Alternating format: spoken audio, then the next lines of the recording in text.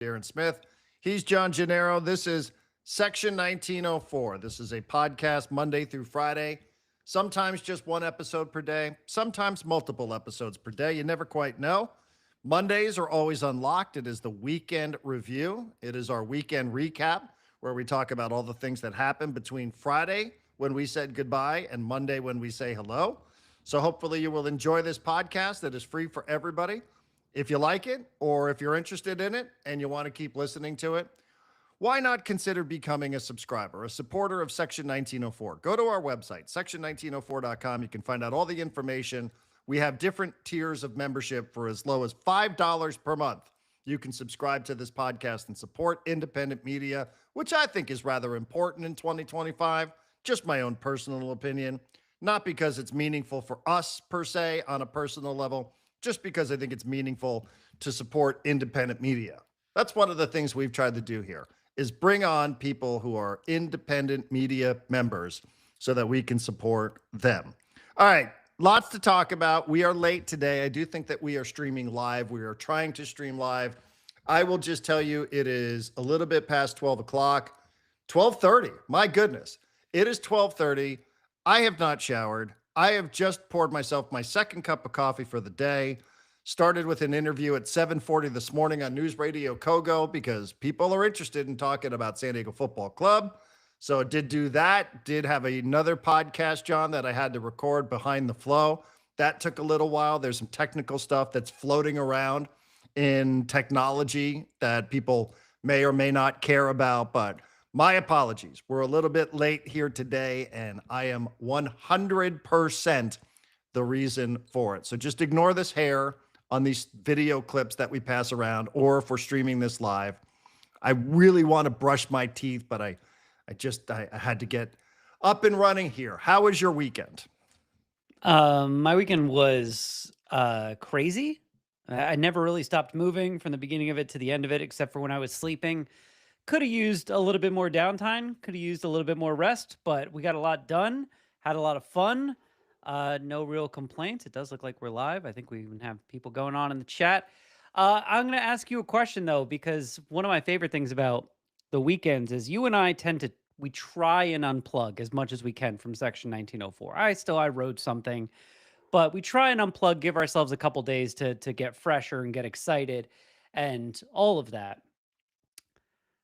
And so I don't get to ask you questions over the weekend that I would normally ask you, and I get to throw them at you Monday morning. So here's my question to you.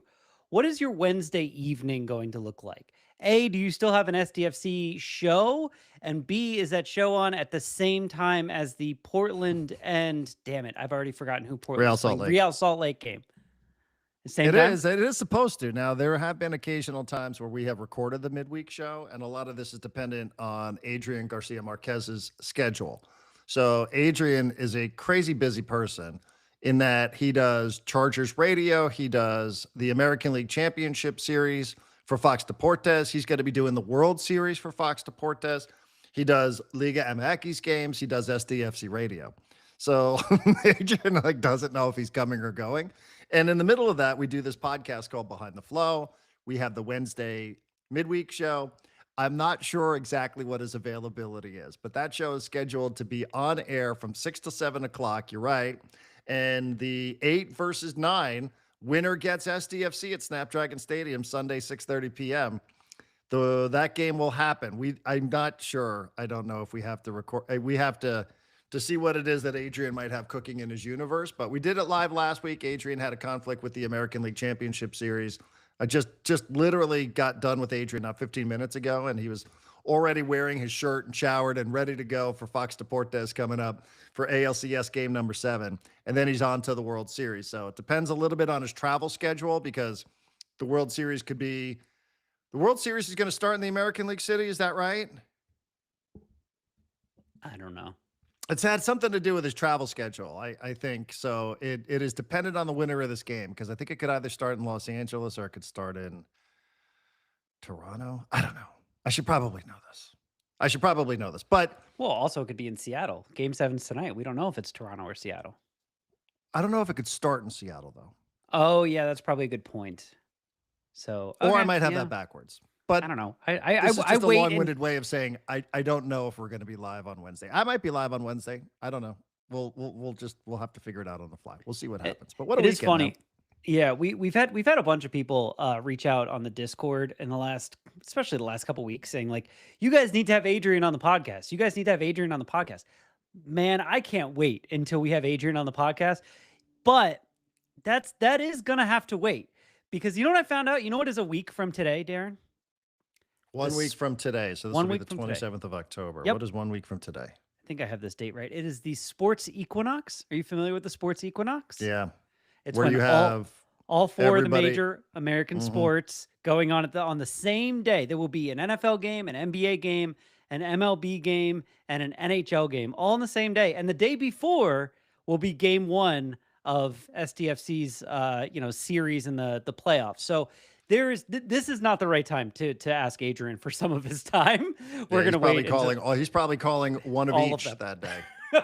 he probably has a game in every one of those sports. Now, isn't there an MLS game on Monday as well? Because I do think that the playoffs go over through the weekend into Monday.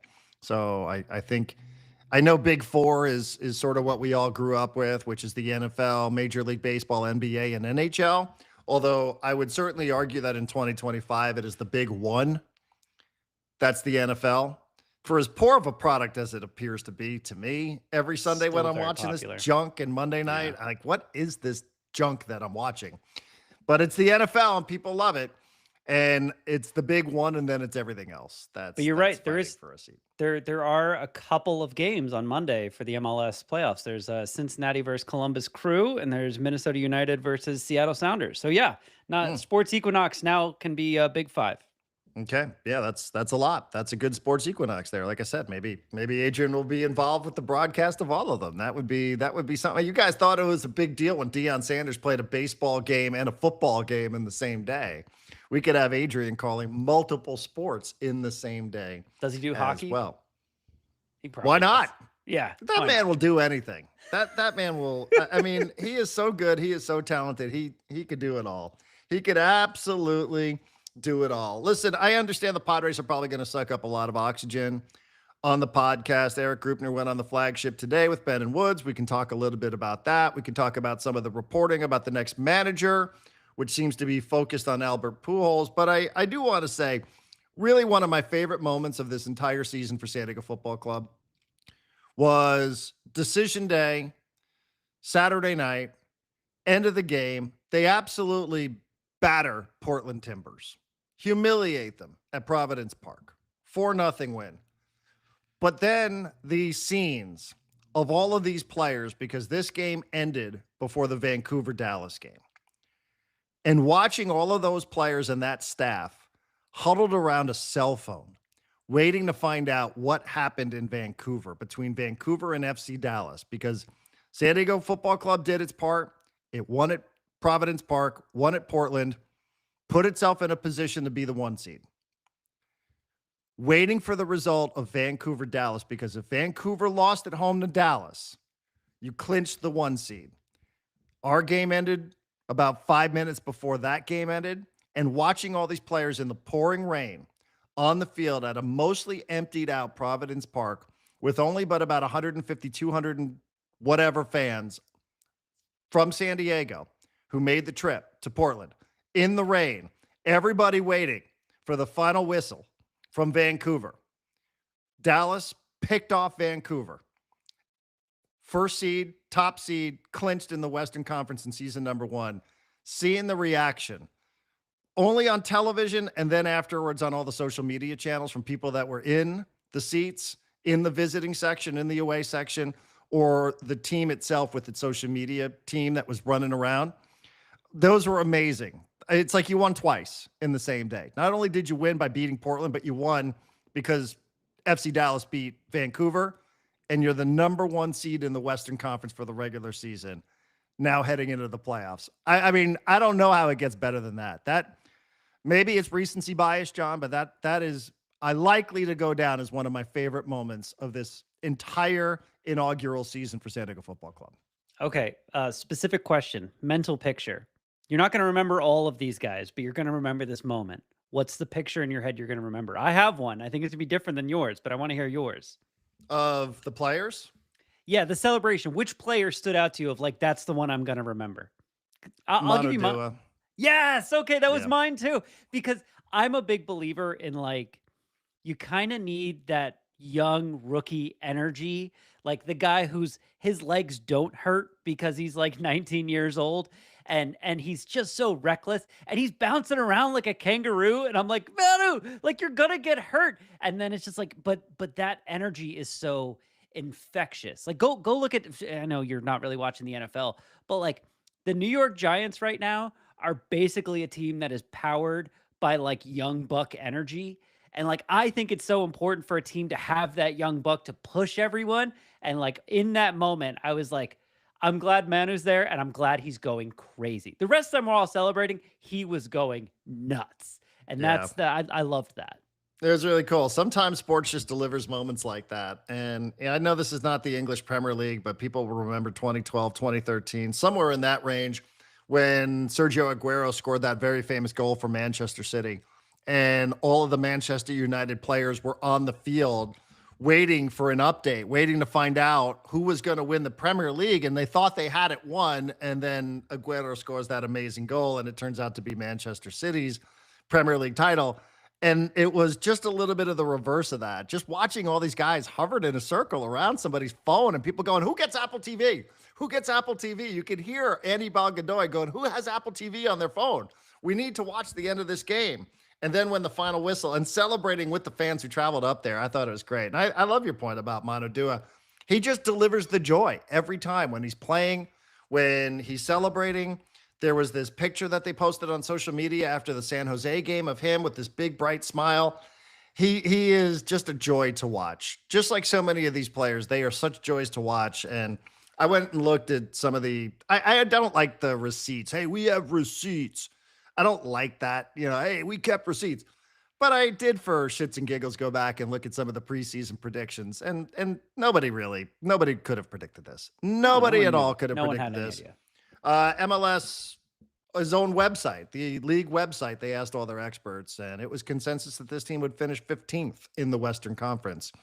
Now, it was also Vancouver was picked to finish 14th, but I don't know what people were thinking. I don't know enough about Vancouver from a season ago.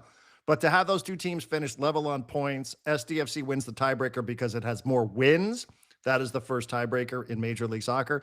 And to host the playoffs throughout the Western Conference playoff scenario is a pretty big deal, man. That's a really, really big deal. And to earn a CONCACAF Champions Cup slot for next season, that's another big deal.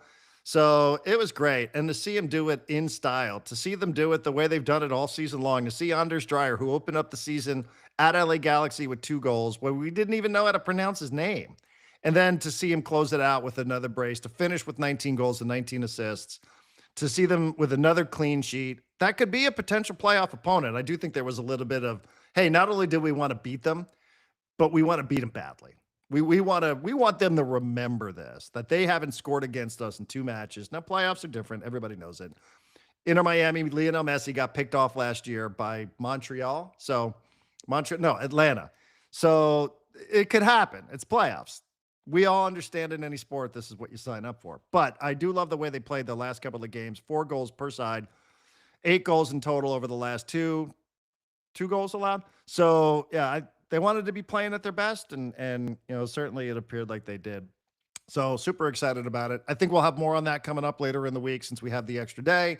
Since it is a Sunday at 6:30, I think you're right. I think the place is probably going to be jumping. I mean, who knows? I know I got a call from News Radio 600 Kogo at 7:40 today to talk about SDFC. So, like that gives you an idea that it's not just on local podcasts that the interest is risen. It is the playoffs. People understand the concept. It's best of 3, and it'll be the winner of Real Salt Lake and Portland Timbers coming up on Sunday. So first step, Sunday, November 1st, second leg. And if it has to come back to Snapdragon Stadium, it would be the following weekend. Time to be determined based on how many best of 3s actually go the distance. But just Anders Dreyer, man. What a player. Ends up tied with Lionel Messi for the most assists in the league, 19. I will point out that he has, MLS does count second assists. He has more direct assists than Messi. Now, he's going to come up short in the Golden Boot. Messi's ridiculous, but he was expected to win the Golden Boot. I realize I'm shouting into the wind here because the MVP is going to be Lionel Messi. I just don't understand.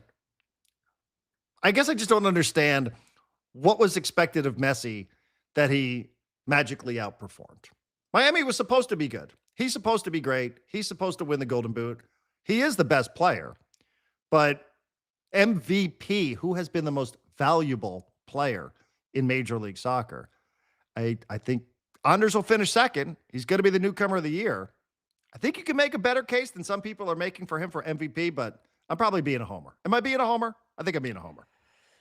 Okay, we've stumbled into awards talk, so I have to put my stake in the ground here. This is a permanent stake. This one stays here all the time. MVP awards are bullshit. They never go to the most valuable player. If they were going to the most valuable player, we would be having conversations that involved Yeppe Tverskov. We would be talking about the keeper for is it Minnesota, Vancouver? Yeah. That guy. You know the guy I'm talking about. St. Clair. So, and by the way, I do think it's funny that everyone's just like, okay, Anders Dreyer is going to win newcomer of the year. He probably will. I also think that Yeppe Tverskov would get some consideration there if Anders Dreyer didn't exist. And those are two of the biggest reasons why everyone who predicted this team would finish in the very bottom of the Western Conference, why they finished in the very top of the Western Conference, because these guys are just so much better than anyone had any idea that they were. But yeah, Anders is incredible. Some of this is name recognition. We've talked about this. Like when people hear that Lionel Messi wins MVP of MLS, they think, oh, there's still time to catch peak Messi. I should subscribe to Apple TV and get the season pass and watch Messi. Maybe I'll get a Messi jersey since he's still good. If Anders Dreyer won it, it's not the same, ripple effect through casual fandom. So it's but like, in the NFL, who wins the MVP award? It's a quarterback, unless you break some sort of record as a running back. That's it. And in all of these sports, it's just like it's either the guy who scores the most goals or the guy who plays the most important position. But that's not always the most valuable player. That's just how we've simplified these awards. So I don't care if Messi wins it. It's fine. I agree. I think Anders would prefer to just, be the better player if he is. I agree with your point. And I usually have taken this position on Sports Talk Radio, which is individual awards in team sports are stupid. Yep, and nobody should get upset about them at all. Yep. I would hold some slight reservation on that take for the Cy Young Award. I would hold some slight reservation on that, even though we ask different things of different pitchers, so it's really hard to compare one to the other. But for the most part, it's 66 inches, so it's sort of the same concept, right? Yep. But, trying to figure out who is an MVP, to your point, well, why isn't it the best goalkeeper in the league? Well, they have their own award. Why isn't it the best defender? Same thing. How do you compare what a third baseman does versus a center fielder or a right fielder or a first baseman? How do you compare any of this stuff? So I agree. I'm speaking out of both sides of my mouth because I have long campaigned against the individual award thing in a team sport. It completely defies the concept of what team sports is all about to single somebody. I guess just because I'm invested in it on this level and I've watched this player play every minute of every game that I see how great he is. And I obviously know how great Messi is. Not going to find many people that have watched more games that Lionel Messi has played in than me. And I understand how great he is and how good he is for the league. But he was expected to do all this stuff. So anyhow, you're right. They're the one seed, and that's the most important thing. And the playoffs are going to be fun as long as we can figure out, how to get some results at home at Snapdragon Stadium starting Sunday at 6:30. But I love the way they played the previous couple of games. They really look like themselves from a little bit earlier this year. They've banged a couple of goals, 4 goals in each of their previous 2. So they look ready. If that was the goal from the moment they clinched the playoffs, and I've heard Mikey Varas say this, our goal is to be playing the kind of football that we want to be playing going into the playoffs, then it seems like mission accomplished for them. Yes, mission accomplished. And here's what I'm going to do. One, I'm going to scare the hell out of my wife because she's in this house somewhere, and I'm going to start banging the table. This is when it would be good to have an actual studio that was not, just a guest bedroom in my house. But I'm going to bang the table, and I'm going to talk about something positively. And then you, Darren, I'm not even going to ask the question. There's just going to be a question out there in the ether after I bang the table and say something nice. And then you get to decide, as the driver of this here bus, if you want to pick up the question that's not asked and go down that path, or if you want to go somewhere else.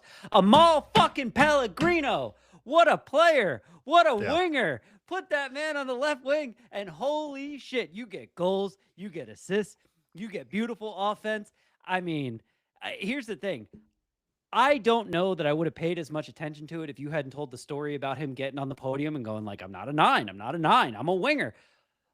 I mean, what a difference. What a difference. Never in my life will I ever look at a winger again and say, just put that guy at the 9. He'll be fine. Completely different player, completely different position. What a freaking performance. Again, back-to-back games. He would have been the man of the match if Anders didn't put up the same stats as him with 2 goals and an assist. And just what a great performance by Amahl Pellegrino. And honestly, like, we keep having to say the whole, like, he's not a number 9 thing, because I said bad things about him. You and Adrian on the broadcast were like, oh, he's not really doing his job as a number 9. No, this is a great player who was just out of position. And we were talking on the Discord during the game. I was like, I know it's a different position. He's not playing the 9, but I'm having some Milan Olaski vibes. He's coming out of nowhere. He's hammering in 2 games and an assist every game, 2 goals and an assist every game. Another fantastic game from him.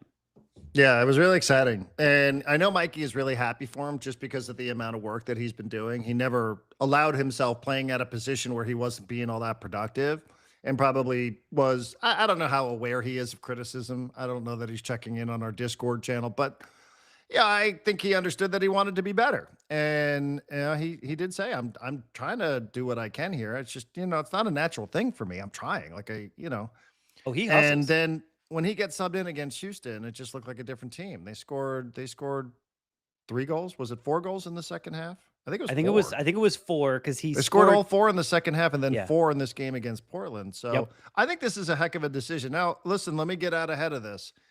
I know that there's some questions about Irving Lozano, about Chucky, and whatever it was that Mikey said. I was not in Portland. I'm calling this game from the iHeart Studios. I saw the same clip that everybody else did. I had a feeling that he was going to go back to Pellegrino just because of the international break, because Chucky had played. Now, Chucky got subbed off, and we asked about Chucky being subbed off, and we said this on the broadcast, because when we saw Chucky get subbed off against Houston, we said, is there something going on that we can relay to the audience? And we were told, no, this is just a tactical decision. So, okay, it's a tactical decision. I said maybe it has something to do with yellow card accumulation, because you want to keep Chucky from being suspended for the game against Portland. So I tossed that out there as a theory, but it was just, hey, we made a tactical decision. I don't think Chucky played very well in that first half against Houston. He took a really awful shot from about 35 yards away. That just, I cannot imagine that would have made anybody happy. He was frustrated. I thought he was running hot, and the coach just decided, I'm going to try something here. And he subbed him off, and Chucky went off to international break. And I said, I guess you're going to ride with Pellegrino's. Total guess. I admit, if I've known something as a team broadcaster, I have admitted after the fact, yeah, I was given a heads up on, let's say, the All-Stars, just so I can get ahead of the interviews for the midweek show. Did not know. I did not know anything when we talked last week with Adam Sussman from the Timber Report. I did not know. I just guessed that Mikey likes playing the hot hand, or the hot foot in this case. And I just guessed he was going to go back to Pellegrino because it seemed like an obvious thing, because Chucky's coming back from international duty, et cetera. And then I saw the match day squad, and I didn't see Irving's name. So I called the team again. I said, hey, is there anything that we can relay? And they said, no. Decision from the team. It's just it's not an injury situation. So I said, okay. Adrian said he watched the game that Mexico played against Ecuador, and that he really took a beating in that game. And I didn't watch that, but that's what Adrian said. So now I'm thinking, okay, the whole stuff from last week and this week, and it's the end of a long season for Chucky. And then Mikey is asked about it afterwards, and he said, hey, there's some things going on here. I'm paraphrasing. I don't remember the exact wording. San Diego Punto Football Hall had it. Something to that effect. There's some stuff that's we got to. I don't know. I forgot the exact wording. I think it was something like, yeah, we had a situation and we're taking care of it, and that was it. So, and I'll be out there tomorrow. As a matter of fact, I'm going to interview Amahl Pellegrino. I don't know what Mikey will or won't say because we're interviewing him for the midweek show. But before we even know any of that stuff, I would just say, totally on the surface here, John, I think this is an amazing decision now for this coach, right? Like let's assume, and it is an assumption because I don't know the answer to this, but let's assume that Chucky is available and Pellegrino is available. Who are you starting in a playoff game this Sunday? This is your most expensive player. This is your designated player. Or are you going to go, hey, we have preached this since the Coachella Valley. Sorry, I'm hitting the mute button with my elbow. We have been preaching this since the Coachella Valley Invitational, that every spot on this team is about competition. Nobody's guaranteed anything. And you go, oh, okay. I mean, as much as I love Mikey, and I don't want to make it seem like I'm like, okay, Mikey.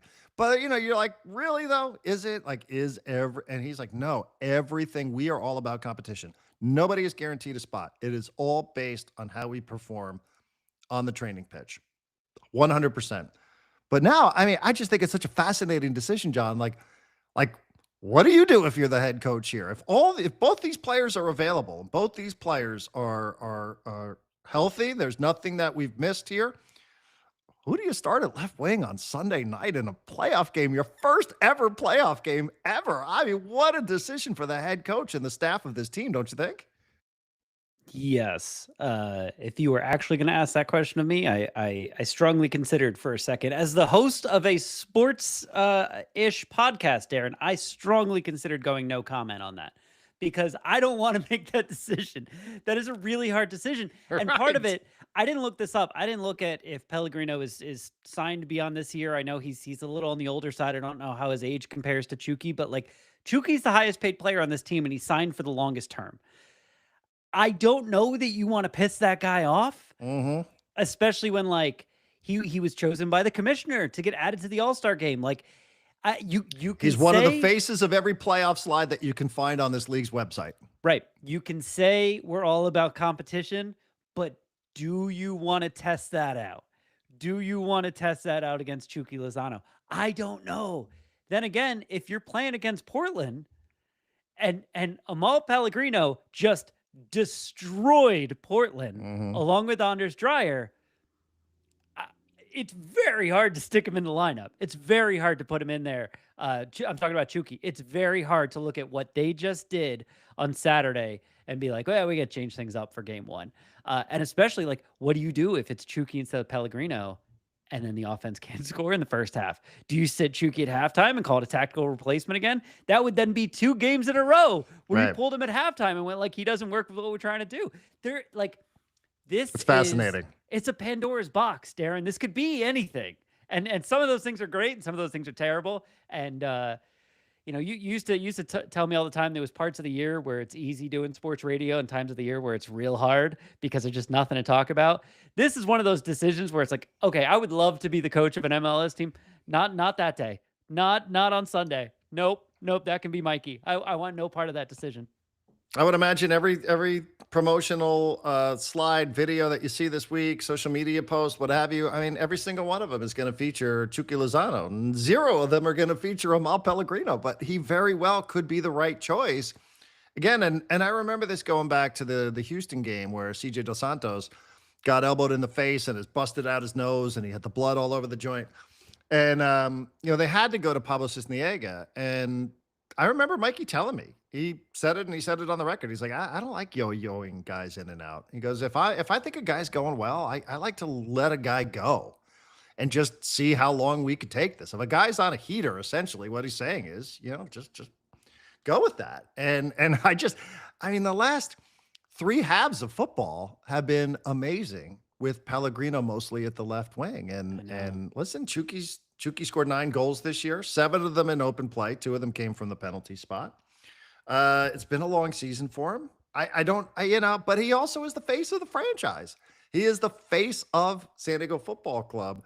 And he was brought in here not just because he's a footballer, but because he also appeals to so many people in this market. Like this was a he is a winner. He has won everywhere he has been. He won at Pachuca. He won at PSV. He won at Napoli. So he was brought in here for myriad reasons, including his ability to score. Do I think he's had a great season? No. I don't know how he would view that. I would give it generously, probably a BB minus, somewhere in that range. But the allure and the appeal of having this player playing for your squad, I think, has certainly been worth it. People love him. People go to games to watch him. People go to games in other cities to watch this guy. So, but it's about winning, and I'm really, really torn. I guess it's going to come down to what the competition looks like this week out at Saquon. It might just be that. It might be things that we're not privy to. All these things that you and I are talking about here might not matter at all if Mikey sees something that swings his opinion one way or the other during the week of training out there at Saquon, out at Singing Hill. So I do think it's fascinating. I do. I'm just intrigued by it. And I talked to Mikey when the squad got a little bigger. I remember asking, like, there were times this season where you didn't have choices to make.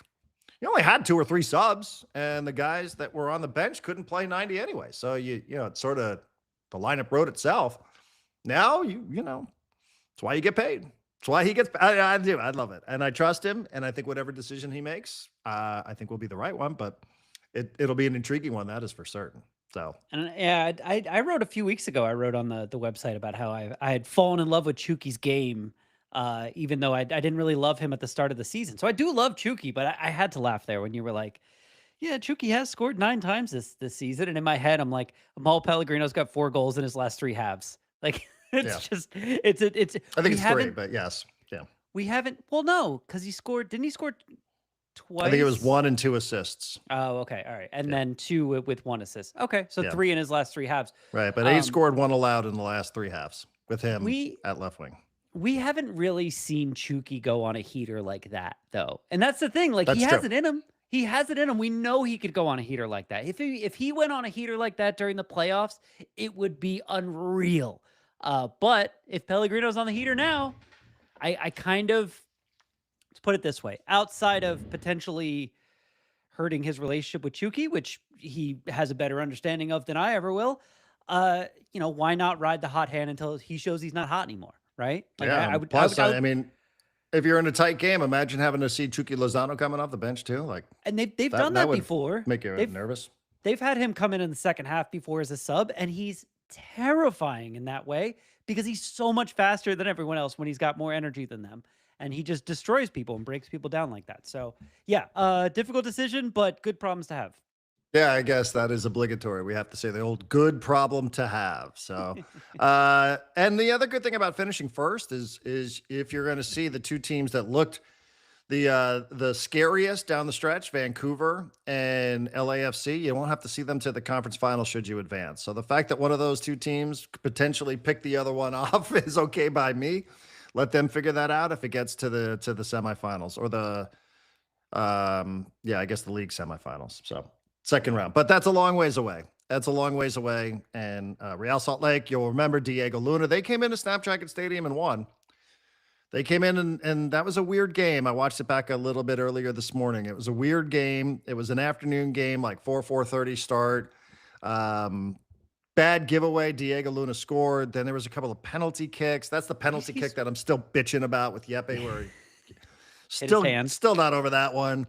Then one of their defenders, who was a sub, scored the goal of his life, and it just was a weird game. I wouldn't put much stock into it. Won there, ended up winning there 3-1 on the 3rd game of the season. I think that was one of the most revealing games that we've seen SDFC play because we all thought they were just going to sit back and protect a 1-1 lead.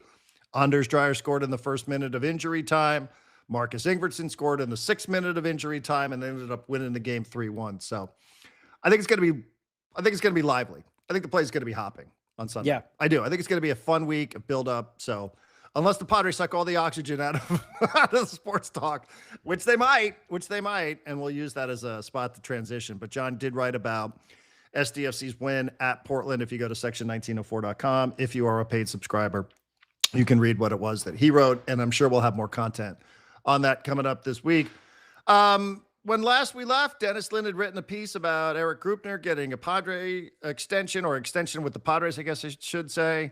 Left us wondering what the future was for AJ Preller. We don't have any clarity on that, or do we? Erik Greupner went on with Ben and Woods this morning. You and I both listened to it.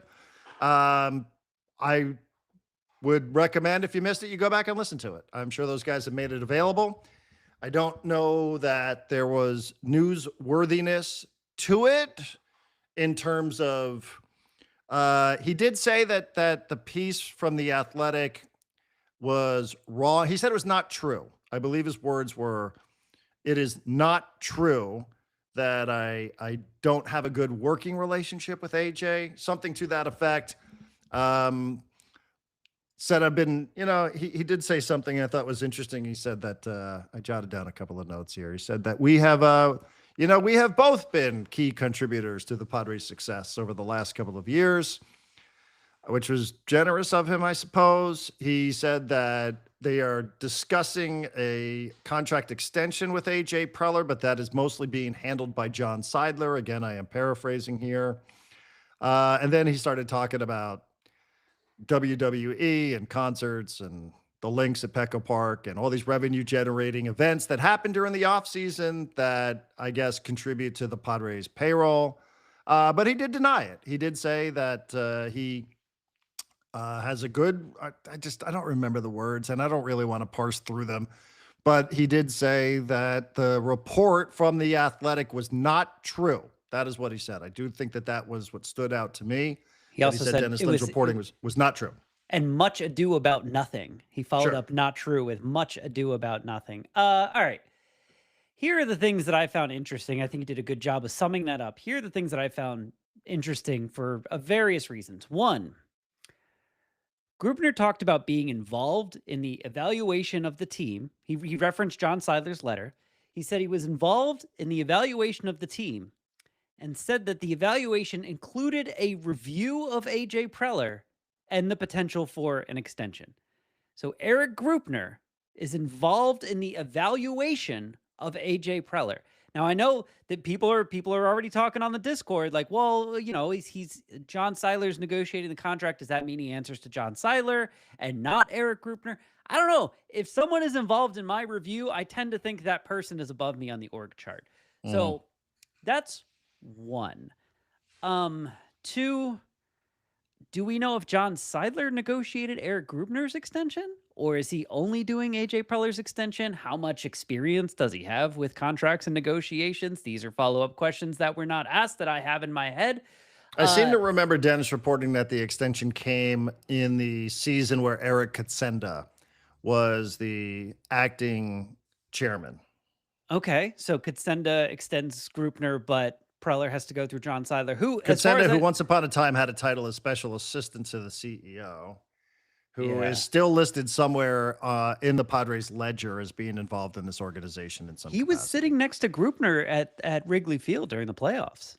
There was a couple people who captured that.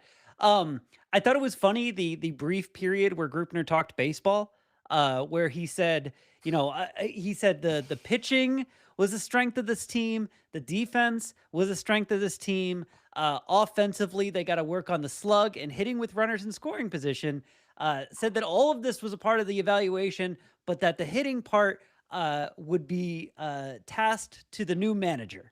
Whoever they got as new manager would be tasked with fixing the only problem that they identified through this evaluation, which is the Padres hitters need to hit more home runs. And even when Stephen Wood said something to the effect of like, if you want guys who hit home runs, those guys cost a lot of money. And he was like, yeah, well, hold on. I actually wrote it down. Right. He seemed to indicate, no, why don't we get the guys that we have to hit more home runs? Yeah, I said think something to that effect. Like he's got a way to figure out the slug, even though they couldn't figure it out over 162. I think you can add slug or get more slug from the guys on the roster, and we're going to need to do both. Okay, fine. Whatever. I thought it was funny. I thought it was funny that he pointed out one weakness and said, like, it's very easy to evaluate it because we have so much data.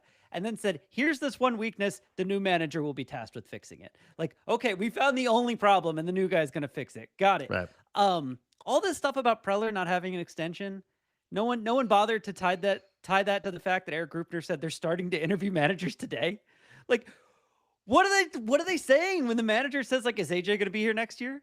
Is AJ going to be here 2 years from now, 3 years from now? Because you're asking me to you're offering me a 3-year thing here. AJ's going to be here for 1, and then we're getting a new GM. Like, again, none of these pieces are making sense to me. And Greupner did essentially go on the Ben and Wood show to do 2 things. 1, to say that Dennis Lin's article was essentially lying, and 2, to hype up the links at Petco Park and the haunted links at Petco Park and WWE SummerSlam and all of that. That's why he was there. Mhm. But the stuff in between, he was just like bumping into random things, kind of talking baseball, not talking baseball, kind of talking about Preller, kind of not talking about Preller. But yeah, I don't know. It didn't give me good vibes. I don't know what social media was like on anybody else's timeline, but Friday felt like it was a pretty rough day for Erik Greupner. Every time that I would check in and take a peek at X, take a peek at Twitter, it seemed like I'd seen some criticism like, oh, is this coming down to Greupner or Preller? And if so, we can't let go of Preller. Greupner's the one that's got to go. Somebody referred to him as a glorified bobblehead collector. I mean, like, it probably wasn't a pleasant day if you're somebody that has an awareness of some of the things that are said on social media. And I think that the Padres have proven before that they are a bit aware of some of the things that are said on social media. Maybe this was, some opportunity for Erik Greupner to get on and get ahead of some of this stuff, because that probably wasn't an enjoyable weekend, even though AJ Preller has plenty of detractors out there. It felt to me, again, my own perspective, my own timeline seemed like it was way more crashing down on Greupner. Like, how dare us have to be we have to choose one or the other, then we're going to pick this guy. Felt like it was overwhelmingly slanted towards Preller. So they gave him the opportunity to come on. It's what you do. It's a flagship, right? So he also wants to promote some of it. He did say that all of this money goes back into baseball, which I'm not going to do the audit here on this podcast. I'll just move ahead. But if that's sort of the thing that's said in situations like this, then so be it. Almost saying, hey, if you're a Padre fan and you want to see us continue spending money, come on out here and hit a couple of golf balls and go to a monster truck. Which, like, okay. I mean, I hadn't planned on doing that, but since now I realize it's my responsibility as a Padre fan to, go to the Christmas thing or whatever it's called, Winter Wonderland, if I want to see Michael King back. I hadn't connected those dots before. But yeah, I mean, he just sort of volunteered the baseball stuff, which I think was interesting. He wasn't asked for his opinion about baseball. He was asked, hey, costs a little bit of money if you're going to go out there and you're going to get some sluggers. He's like, well, what about the sluggers we have? Like, these guys should be hitting more home runs. Like, interesting. Yeah, I thought it was a little bit of PR. They gave him an opportunity to come on and respond, and I think that that's fair. And I think he came on and he responded. And yeah, I don't know. I don't know that I have a ton of takeaways from this. There were just a couple of little notes. They're optimistic that AJ can continue. And I'm optimistic that AJ can continue. I would like to see that too. And like you, I do wonder, if you are interviewing some of these people for this vacant managerial role, what sort of questions are they asking about the GM? I mean, that seems like it's a pretty relevant question to me. So do you say, hey, we're optimistic that AJ Preller is going to be back? I suppose that's all you can say. If you're going to say that publicly, I don't know what you're saying behind the scenes, but if they're saying something different, if they're saying, hey, listen, we're just saying this sort of shit, but deep down, like, that's going to get out. So until it does, I will say that this is still an open discussion. And I still would say, by however slim of margins, it is more likely, because AJ Preller is under contract, that he has one more year left on his deal. I would still say, even by the slimmest of margins, to me, in my mind, I think it is more likely that he comes back than he doesn't. But it is close. It is still close. I do not feel like, as somebody who wants to see AJ Preller continue in this role, I do not feel like that interview this morning did not allow me to breathe a massive sigh of relief. I don't know if other people felt that way. I saw it on the Discord saying that AJ is going to get extended. They drew that conclusion. That is not exactly what I heard, but if that's what other people heard, or if that's what people are choosing to hear, and if that turns out to be the final outcome, then so be it. I think that's a good thing. I think that's a good thing for the Padres. I've made this point many, many times. I just don't know that I heard it as clearly as other people heard it. That's where I sit.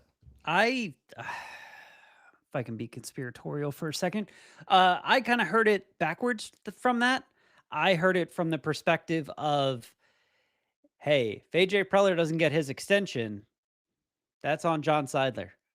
Hey, we're trying to do this. Yeah, John's talking to him. He's interviewing. AJ's interviewing managers in the morning, and he's got a meeting with John Seidler in the afternoon to talk about his contract extension. But I took that a little bit to be like, I know he said, he's like, hold on, I have it here. He said he was hopeful that AJ would be the team's GM past 2026 is what I think those were his exact words. And I was like, that's cool. You're hopeful. Great. But every other part of it, whether AJ's here, whether AJ's not here, whether AJ has an extension or he doesn't, basically got pushed onto John Seidler. And that worried me a little bit. It's also a way to say, hey, listen, the team is willing. Right. And then you'd say, well, why isn't this being done then? How come this hasn't been announced? Why did we just find out that you've had an extension for a really long time, relatively speaking? Even though what Peter Seidler had always indicated was his preferred way of going about doing things was that you guys were going to run concurrently. We talked about this on Friday. For those that weren't with us, this is a free episode. But the reason why AJ Preller and Erik Greupner were extended and promoted in, what was it, February of 2021, was because this is the way that Peter Seidler thought the business should operate. Peter Seidler, who had lived through the Mike D era, saw what happened when a CEO who thought he could be some sort of baseball operations guy fell flat on his face. A lot of these CEOs, John, it's interesting. Just speaking in generalities, and does this apply to Erik Greupner? I suppose it probably does. A lot of these CEOs, though, they really do see themselves as Larry Lucchino. All these guys kind of want to be Larry Lucchino. And maybe Erik Greupner can be Larry Lucchino. Maybe he can. Maybe he's that guy. He has ambitions.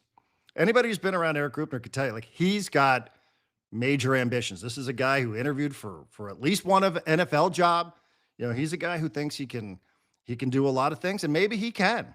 I see a lot of the people dismissing Erik Greupner as a CEO or a marketing guy, and I would tell you, I think that you are making a mistake. I think he's really good. I think he's really good at what he does, and I think he is a big part of this team's financial success. But I do think there is a reason why Peter Seidler wanted these two things separated. I do believe that, because not everybody, they all like looking in the mirror and thinking that they're the next Larry Lucchino. But there aren't many of those guys. And even Larry Lucchino had his problems in Boston with Theo. So sometimes that's a little bit of a risk. But these guys, Erik Greupner wants to be involved. He wants his fingerprints all over all of this stuff. There's a reason why he's doing the voiceovers. There's a reason why he's sending out the emails. There's a reason why he's taking the selfies with the celebrities. There's a reason why he's down there on the field presenting things before game. He wants to be all of these things. He wants to go on the flagship radio station. He wants to do all of that. And again, maybe he is the next guy. Maybe he is the next great one of those guys that can truly do it all. It's possible, but there aren't many of those. And even the one who did it better than anybody, Larry, still had some issues every once in a while when it came to baseball operations. So if you're not going to let your baseball operations department be mostly autonomous, then I'm not sure that I agree with the path. But again, maybe he's that guy. Maybe. I would say probably not. I wouldn't bet on it. I just think it's a lot. I mean, that's why it's so interesting that he starts talking about, how to get slug out of the guys that they have. Like, when's the last time you ever heard AJ Preller go on the interview or go in an interview or go on the radio or do anything and be like, yeah, I was thinking something about the construction of Gallagher Square. You don't ever do that. You stay in your lane, as the saying goes. But this is a guy now that, and the first time it ever popped onto my radar was when on the Ben and Woods show at the end of 2023, he went on Ben and Woods and he said something about, we need young guys, hungry guys. We need young, hungry guys on this team. And, the implication was, we got a bunch of guys who are motivated by contracts. We need young, hungry guys. And I was like, why is he talking about baseball operations on the radio? I thought that wasn't his lane.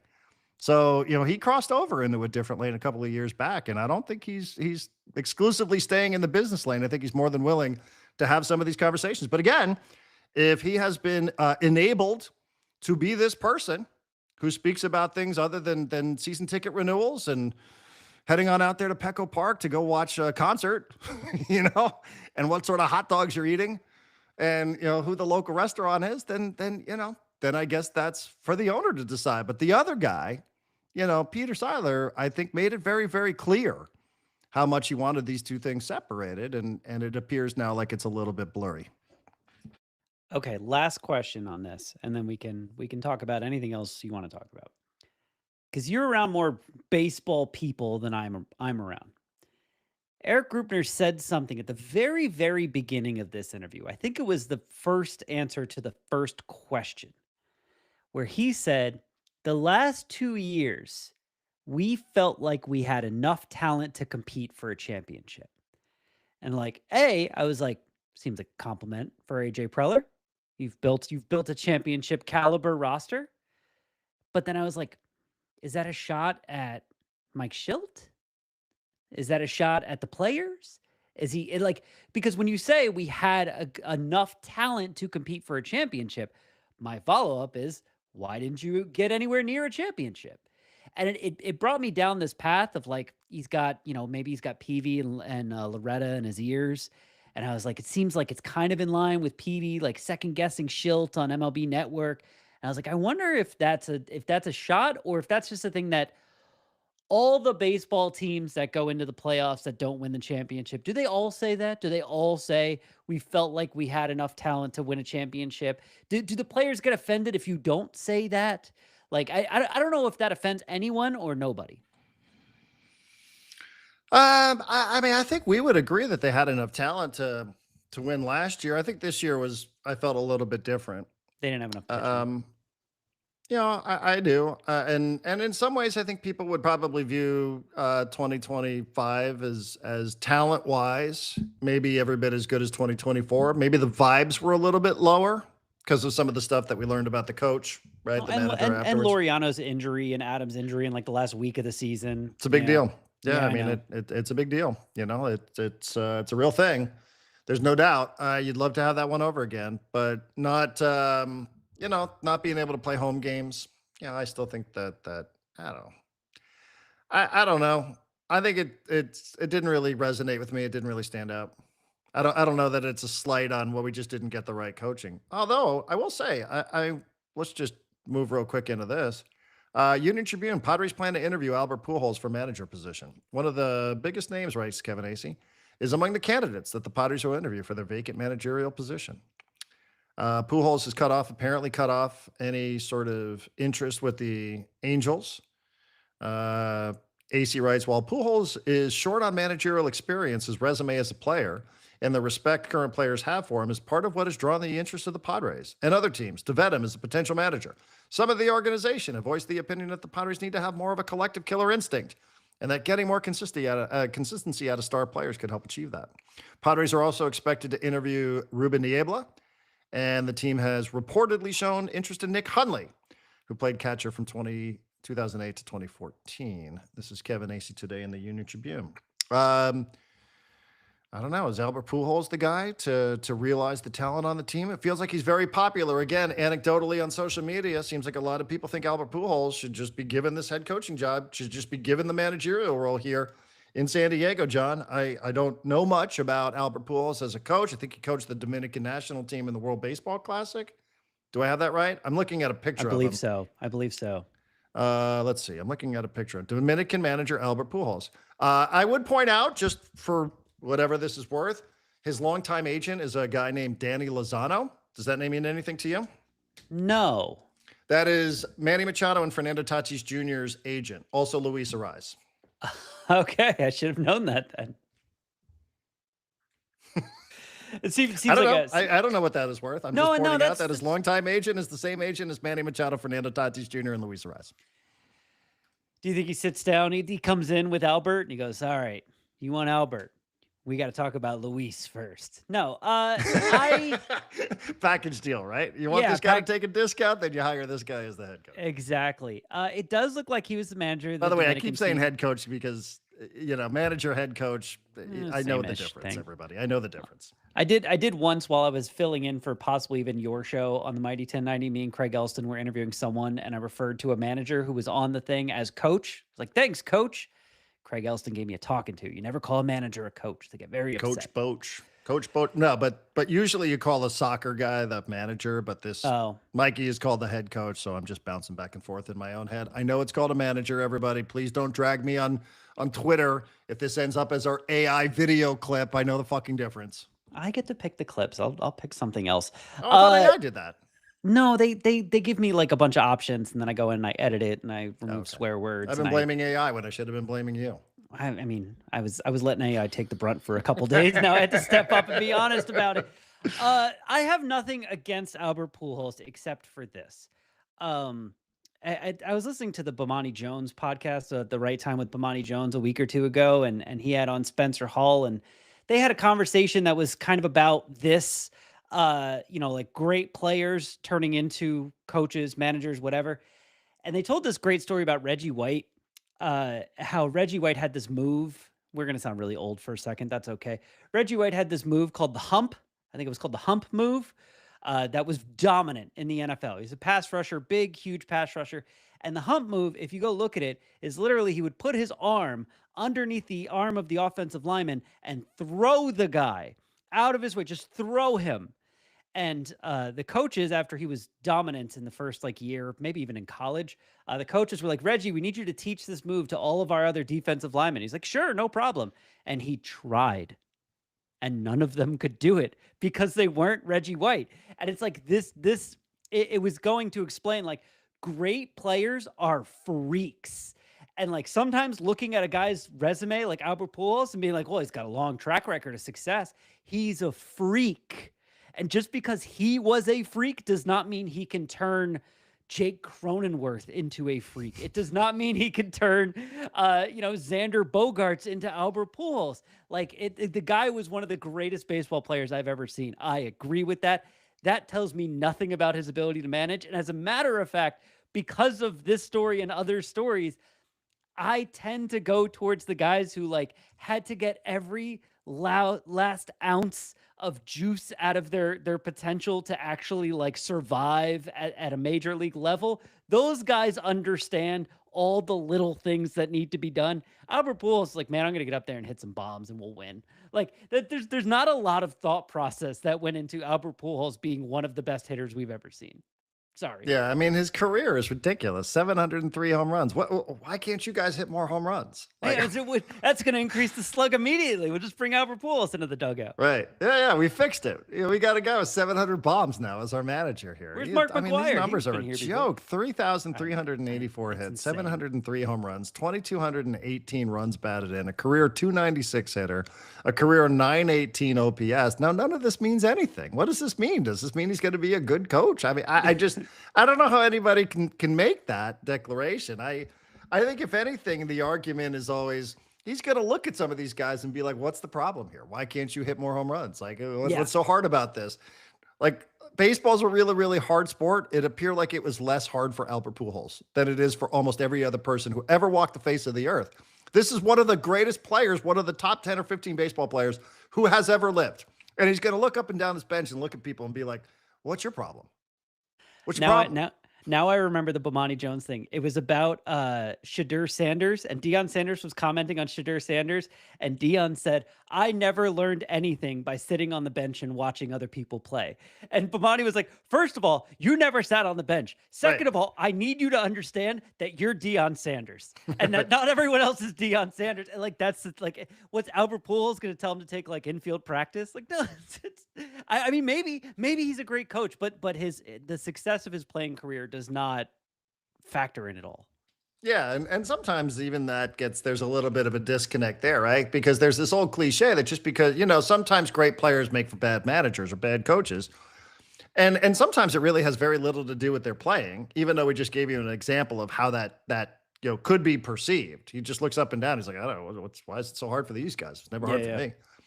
But the other part of it is just because you're really good at one thing doesn't mean you're going to be good at another. Look at Tom Brady. Like, has Tom Brady been good at anything like since he stopped throwing a football? Not really. Not a very good broadcaster. Magic Johnson was Magic Johnson was Yeah. a terrible coach. And sometimes it's not because you were a great player. It's just because you're not a good coach. You know what I mean? Like sometimes these things aren't even connected. It's like, no, it's not a transferable skill. Being a really, really good baseball player doesn't mean that you're going to be a good manager. That is not a transferable skill. Like that is, hey, I have a ton of experience, but Ruben Niebla is a great example. He's considered the best pitching coach in all of Major League Baseball. I mean, go ahead and tell me more about Ruben Niebla's Cy Young Awards. How many of them did he win? I forgot. Probably 10? 0. 0. Yeah, because he never pitched. So, Right. again, sometimes these things, it's not a straight line from one point to the other. Now, I also do. I do, just because I'm a little bit cynical by nature, I do wonder if, because it is the agent of these popular players in the clubhouse, are you doing Albert a favor here by putting his name out there? Or is there sincere interest? I don't know. I'm not sure, John. I just am reading whatever it is that Kevin Acey writes. So I still think, Ruben Niebla's name was mentioned in the story. Everybody seems to think like there's this opinion. Ruben's a very, very popular person around town. Very popular, very good with local media. Like him, think he's amongst the best at what he does. Believe he deserves every bit of the accolade that he gets for being a pitching coach. Does he want to manage? Has anybody ever asked him? Everyone's like, oh, if he doesn't get this, it's a disgrace. Well, has anybody even asked him, does he want to manage or is he good? Like, is he just like, I'd rather not deal with that, actually. I think I'd rather deal with this. Everybody just thinks he's like, that he's pounding his fist on the desk and be like, I need to be the next manager of this team or I'm out of here. I don't know that that's who he is. Like, does he even want to manage? Does anybody know this? You're also giving up the best pitching. You're giving up the best pitching coach in all of baseball to fill a That's manager a real spot. thing. Like there's real value in being that person there. But again, I understand that people will speak highly of him, and they should, because everything. I don't have a ton of personal experience with Ruben Niebla. Other people, though, I think are closer with him, and he's very popular and he's very friendly, and he takes time out and he'll help and he'll explain things. And if you have questions, I'm sure Ruben is willing to answer them. But I just think it's weird. Like I'm not even positive that Ruben wants to be a manager yet. It feels like people are ready to go fight for that. And I'm not sure exactly that's what he wants in life, but I guess we should probably wait to hear that from him at some point. Come on the podcast, Ruben. Let's ask you about what your future plans are. Yeah, he's pretty accessible. He is pretty accessible. Other names that have been floated out there, I think it's all just some guesswork right now. I think it's just a bit of guesswork. Hunley's name is listed in that story. Flaherty. I still will be surprised. Who? Ryan Flaherty. Flaherty's name is out there. I myself personally will be surprised if we don't hear that Mark Loretta is going to get an opportunity to interview for this gig. I've been steady with that one for the last, certainly since Schultz got dumped, but since we started talking about Mark Loretta being in the organization. Do you think he was part of the AJ Preller evaluation? I don't know. Maybe. Wouldn't that be weird if he was part of the AJ Preller evaluation, then he walks in to get interviewed for the manager job? Who do you think's the favorite today? Is there one? Probably premature. Probably premature. You're buying the Pujols stuff? You into it? Not into it. A lot of people are into it. People like names that they know, right? Know. They like winners. And it'd be cool. Like it would be objectively a cool thing to see Albert Pujols managing the team, even if he's not a good manager. It'd be cool for like a month. I mean, I guess it was kind of cool when Mark McGwire was the hitting coach for like a month until they couldn't hit. Right. I would like, you know what? And this is, you made me kind of want Ruben when you were talking about him a second ago. I just want someone who could be a normal person in a post-game press conference. Like, I know most managers aren't. Some of them are. Our buddies at Gwintelligence have been talking about Bud Black went on Ben and Woods for like an hour. And they're like, God, Buddy's just such a normal person. Why can't we just have a normal person? And I just want a normal human being who could be the manager of this team. That's the Padres. I mean, just the way things go around here. Yeah, I know. Do you think Shohei Ohtani is going to be a great manager someday? Sure, of course. I mean, he's already had the greatest game in Major League Baseball history. So, of course, he's going to be a great manager in 25 years. It's easily the greatest game in baseball history, right? I think it's the greatest game that a lot of us have ever seen. whether or not you want to go digging around in the record books and find something that old Ross, what's that guy, the character old Ross Hadburn did back in the 1800s. Yeah. But I'd be hard pressed to say that you've ever seen anything quite like that. Albert Pujols once hit what did he hit? 3 home runs in a World Series game, or did he hit 4? I think he hit Oh, he hit 3. Because didn't Reggie Jackson did like 4 and 4 at bats, right? For the Yankees. Yeah, I remember that game with Pujols. I was watching that one from the waterfront, Little Italy. I love the waterfront. Yeah, good spot. Real good spot. Yeah, I mean, that game. What did you make of Dave Roberts essentially saying, we're here to ruin baseball, everybody? So, enjoy it while we're still doing it. I loved it. I linked to an article on in the front row seat this morning, and I forget who wrote it. Actually, no, I think Jeff Passan wrote it for ESPN. And he said something about like, we always thought Ohtani was here to get the Dodgers to their destiny of like just total baseball dominance. And they're like, what if the Dodgers are here to get Ohtani to his destiny as like the greatest baseball player who ever lived? And I thought that was interesting because, yeah, if I'm Dave Roberts, I'm like, never seen anything like this. I'm along for the ride. Wherever it's going to take me, I'm along for the ride. Yeah. Yeah, sweeping their way right into the World Series. So it's the thing about them, you can say anything you want. Everybody knows people love watching them win, and people hate watching the Dodgers, unlike almost anything else currently happening in baseball. So, say what you want about them advancing. You're going to be watching, just like me and just like John. So I just want to finish up here. Will you be disappointed if it's not Pujols now that the water has been chummed with Albert? Good question by the chat, by the way. Will the manager report to Greupner and not the GM? Probably not. I'll probably report to the GM. Your question was, dust settles. Yeah, your question was, will I be disappointed if it's not Albert Pujols as the manager? Mm-hmm. No, no. Like, here's the thing. I don't get a vote. I'm not involved. Even though people who might be involved might listen to this podcast, I don't think I can influence them in any way. I'm going to wait until they pick someone, and then I'm going to tell you whether or not I'm happy or sad about it. But as of right now, I don't know anything about Albert Pujols. Yeah, I'm with you. I'm pretty agnostic about it. Yeah, it's, the Preller stuff matters so much more. So much more than who the manager is. Yeah, and also just which direction all of this is still heading in. I mean, still is the Padres, everybody. I would remind you, just the same way we said about Preller during his press conference last week, that, these people are under no obligation, to be honest. Preller got up on a presser back in 2023, and it's like, I've got a great relationship with Bob Melvin. What are you people talking about? A couple of weeks later, he was off to the Giants. Yeah. How about the Giants? The Giants are hiring a college baseball coach from Tennessee, apparently. I kind of love that. I don't know why, but I do kind of love that. Do you? Just because it makes you feel like, wow, they really went to the ends of the earth, scouring for the best possible manager, and they found one where no one else was looking. Now, that could be a disaster. It could be an utter disaster. But I like the idea that they just didn't look at the regular candidates. Can I ask you a question about the managerial search, actually, now that I've said that my opinion doesn't matter at all? Sure. Is there anyone with the Dodgers that they're interviewing? Anyone at all? Because everyone seems... You can't while they're still playing. No, I know, but like, there's not even like a hint of it. Like they'd like to talk to this guy. Maybe after the World Series, they're going to sit down with, because in theory, I mean, you talk to like any Padre fan, like, how would you like the Padres to be run? I'd like the Padres to be run like the Dodgers. I know they don't have the same amount of money, but I'd like them to be smart about how they do things on the field. I'd like them to embrace analytics. I'd like them to focus on development as well as, and it's like, Mark Pryor's there. I know he's a pitcher. That's basically the same thing as Ruben Niebla. Chris Woodward is the first base coach. He was pretty good manager for the Texas Rangers for a while.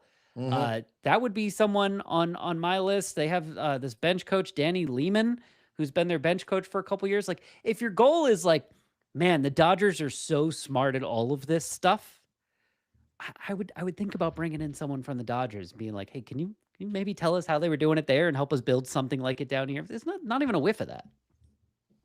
Yeah. I mean, I always like that idea too, right? You can get some internal secrets, what it's like. But then again, I think San Francisco tried that with Gabe Kapler, and whatever. I want Chris Woodward now. I'm going to be disappointed if it's not Chris Woodward. Disappointed. I like how everybody sets themselves up to be disappointed if it's not fill in the blank person. I am disappointed if it's not Albert Pujols. How can we not land that plane? Got his agent. Got his most popular players right there in our clubhouse. I don't know. Maybe he's not good in the interview room. I don't know. I have no idea. Maybe there's a better candidate. Maybe there's somebody internally.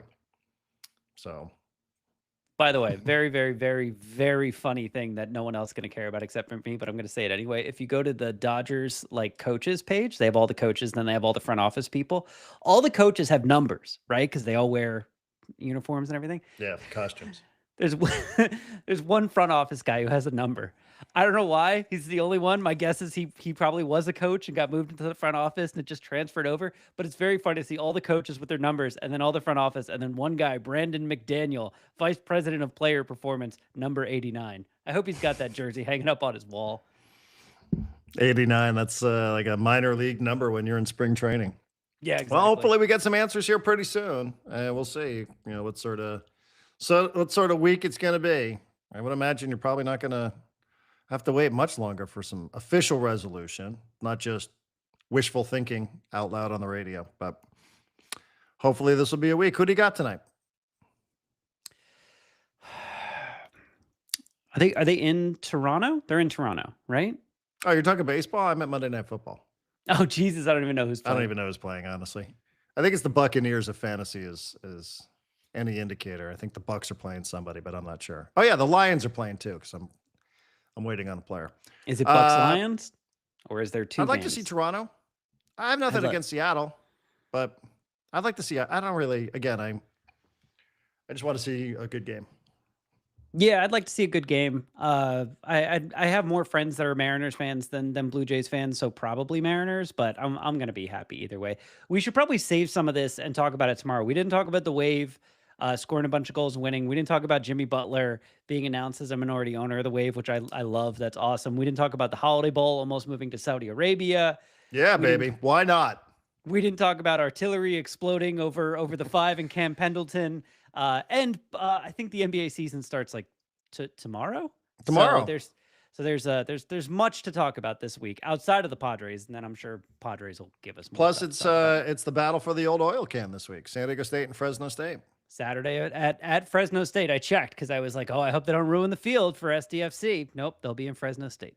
Yeah, I know. Too bad. Too bad San Diego State can't play all of its games on the road until December. Did the Wave play at home next week? Probably.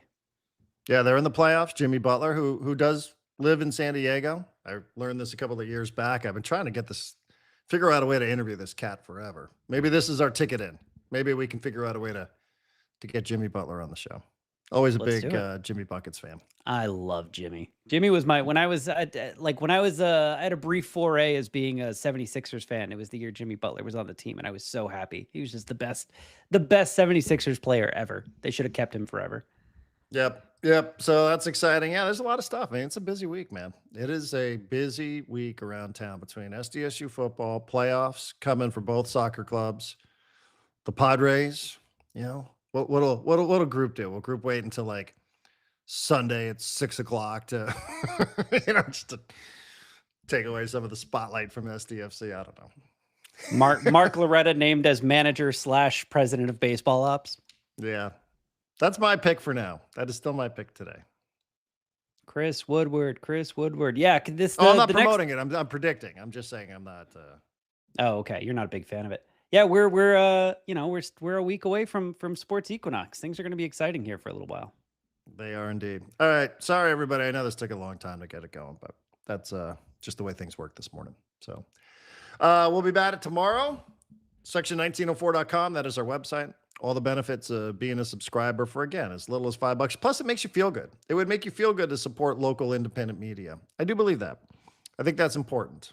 And, you are in this. This is 100% listener supported, ad free, daily newsletter, podcasts, access to the website, Discord channel, all sorts of stuff popping there. It's a community. We have listeners. If you're watching this on the stream, there are people that are checking in with us. Some of the people that are in our section, in section 1904, are checking in from Dublin, Ireland. Casablanca, Steve Perry. Yeah. He's in Morocco. We have people who have become a part of this community who are checking in internationally. Who even knows what time of night it is over there? Well, probably not too late, about 9:30. But isn't that great? That's what it's all about. You get all sorts of advice on travel, entertainment, TV, movies, beer, marijuana, All of it. all of it.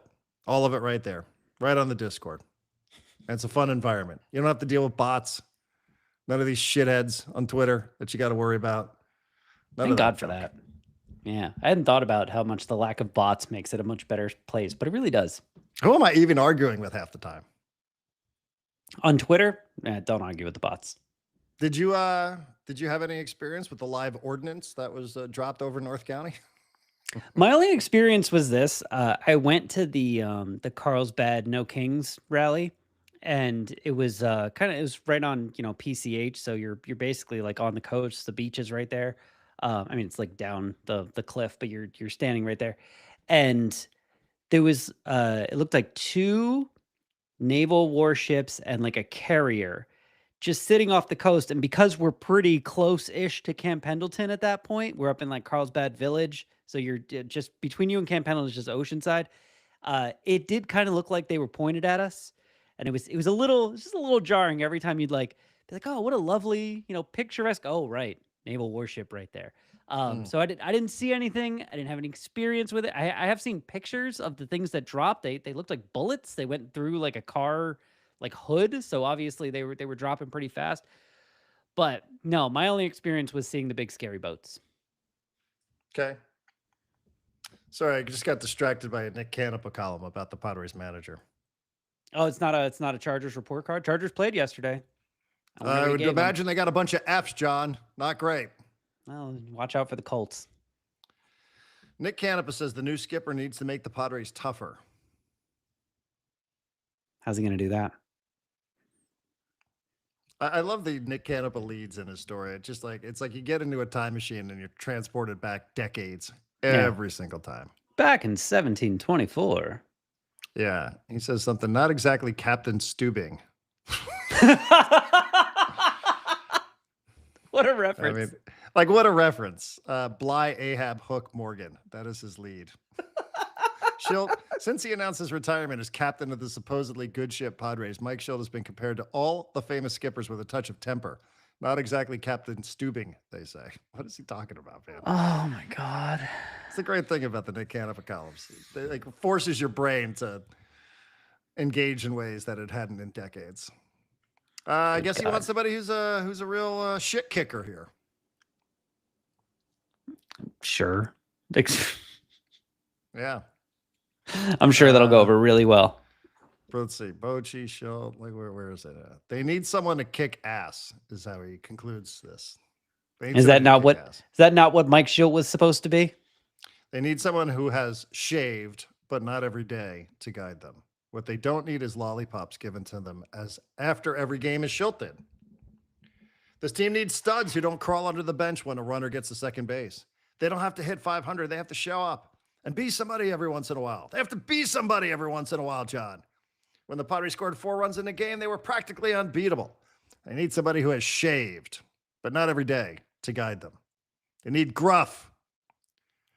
They don't need lollipops given to them after every game as Schilt did. Lollipops, John. They need somebody to kick ass. Lollygaggers. Lollygaggers. That's exactly. They need somebody to kick ass.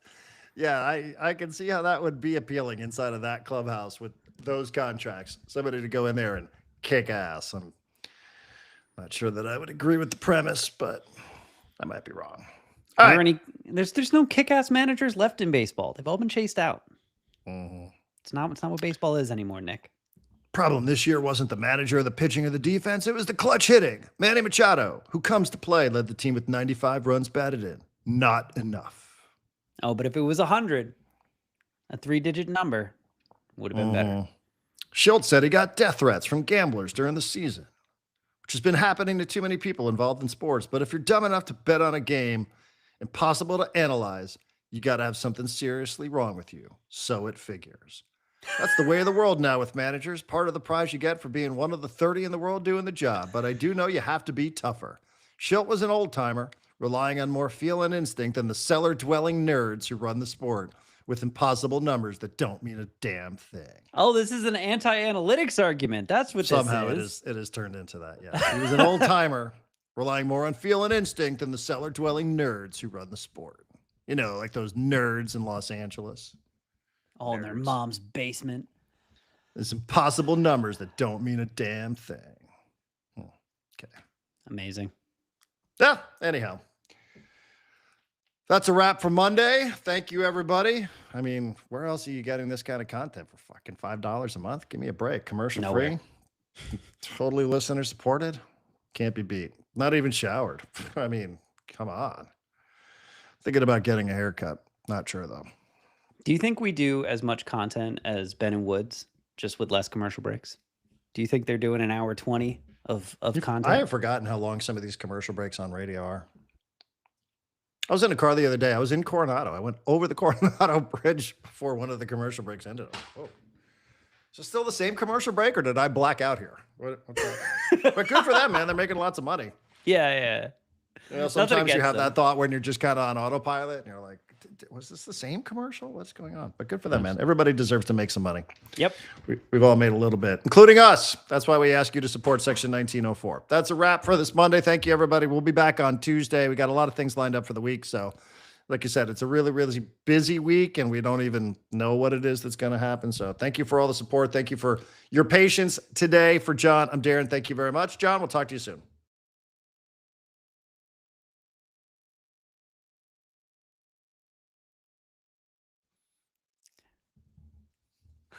I had to hit stop when I hit it because the stop button kept like disappearing on me, and I was like, "Yeah, this is exactly what we need." The show ends. Oh, it says it's the live counter's still going. We might still be live.